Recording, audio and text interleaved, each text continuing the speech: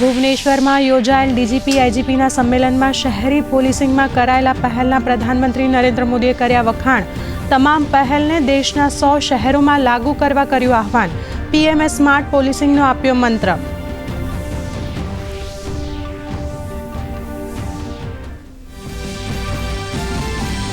સંસદના બંને ગૃહોમાં આજે અનેક મહત્વના બિલ ચર્ચા માટે થશે રજૂ. વિદેશ મંત્રી એસ જયશંકર ભારત ચીન સંબંધો મામલે લોકસભામાં આપશે નિવેદન, તો રાજ્યસભામાં ભારતીય વાયુયાન બિલ 2024 ચર્ચા માટે થશે રજૂ.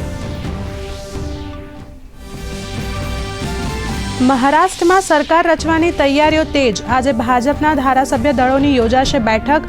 બેઠકમાં મુખ્યમંત્રીના નામ પર લાગશે મહોર. એકનાથ શિંદે તમામ સમર્થનની બતાવી તૈયારી.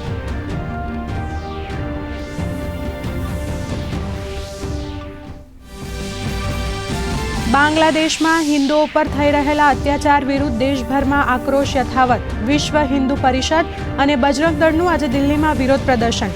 દુનિયાભરમાં ઇસ્કોન મંદિરોમાં બાંગ્લાદેશમાં વસતા હિન્દુઓની સુરક્ષાને લઈને વિશેષ પ્રાર્થનાનું આયોજન.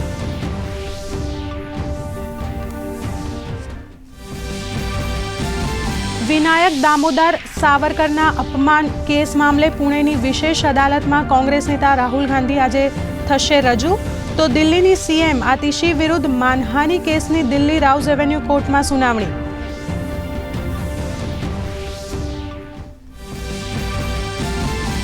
વધુ એક ગ્રામ પંચાયતને અપાશે નગરપાલિકાનો દરજ્જો. અમરેલી જિલ્લાના ધારીને નગરપાલિકા બનાવવાનો મુખ્યમંત્રી ભૂપેન્દ્ર પટેલનો નિર્ણય.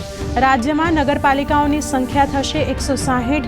પ્રવાસન સહિત આર્થિક સામાજિક વિકાસની ગતિને મળશે વેગ. પેટ્રોલિયમ અને નેચરલ ગેસ વિભાગ દ્વારા સેફટી અવેરનેસ મંથ અંતર્ગત ભારતભરમાં ગેસ સેફટી ડ્રાઈવ. ઘેર ઘેર ગેસના ચૂલા અને પાઇપનું કરાઈ રહ્યું છે ચેકિંગ. દર 5 વર્ષે સેફટી ચેકિંગ અનિવાર્ય. અમારી રસોઈ અમારી જવાબદારી શીર્ષક હેઠળ મહિલાઓને અપાઈ રહી છે સુરક્ષાની તાલીમ. અને રાજ્યના અનેક શહેરોમાં ગગડ્યો તાપમાનનો પારો. રાજકોટમાં સૌથી ઓછું 14.2 ડિગ્રી તાપમાન, તો વડોદરામાં 14.6, ડીસામાં 15.6 ડિગ્રી તાપમાન, અમદાવાદમાં 16 ડિગ્રી અને ભુજમાં 16.8 ડિગ્રી તાપમાન.